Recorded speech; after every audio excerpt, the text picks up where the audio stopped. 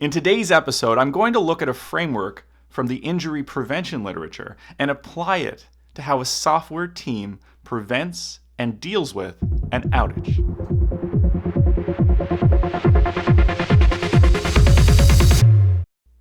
Think about the inventions and innovations that make bad or dangerous behavior impossible or nearly so.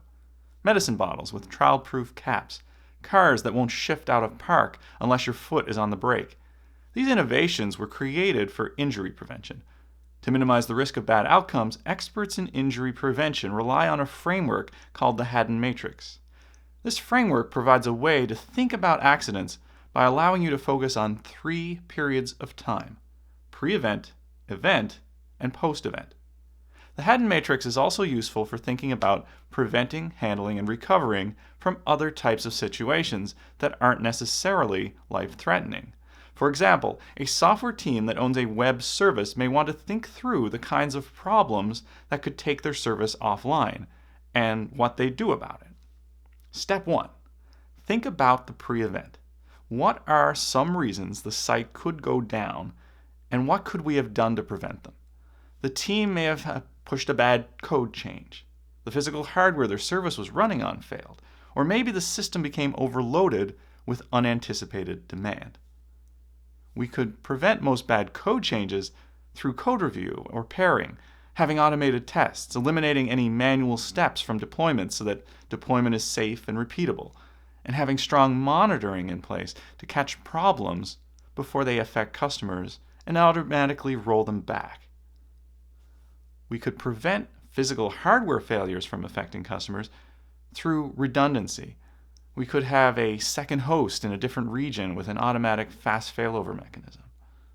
We could avoid failing under greater load by buying more hardware resources than we currently need, or better yet, through the use of elastic cloud computing resources. We could also load test our software before we release it. Step 2. Think about the event. What could we do in the moment to minimize the damage? In the case of a site outage due to a bad code change, we could make it easy to do a manual rollback. For hardware failure, as in the prevention case, we could have a second system to manually fail over to in the moment. In the face of demand exceeding capacity, having a way to scale up resources on demand would help. In all 3 cases, having monitoring and logging that helps you find the cause of the outage is critical, as is having run lists or standard operating procedures for dealing with these kinds of outages in a calm manner that doesn't put things in an even worse state. A critical part of these is having a proper on-call rotation with well-trained operations people. Step 3, think about the post-event. This may be about having a mechanism in place to ensure it doesn't repeat, such as having an event post-mortem as part of your process, and taking action on the lessons that come out of the post-mortem.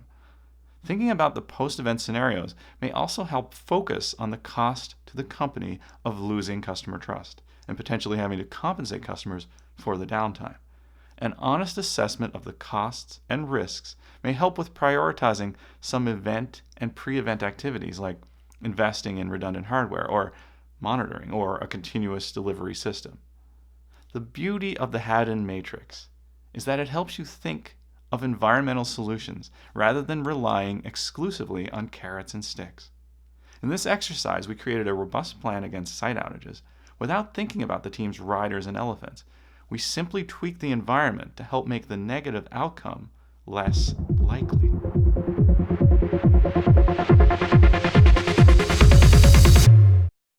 If you're watching this on YouTube, don't forget to hit the subscribe button so you don't miss an episode. On LinkedIn, click the follow button next to my name. On IGTV, you can just click the person icon with the plus next to it.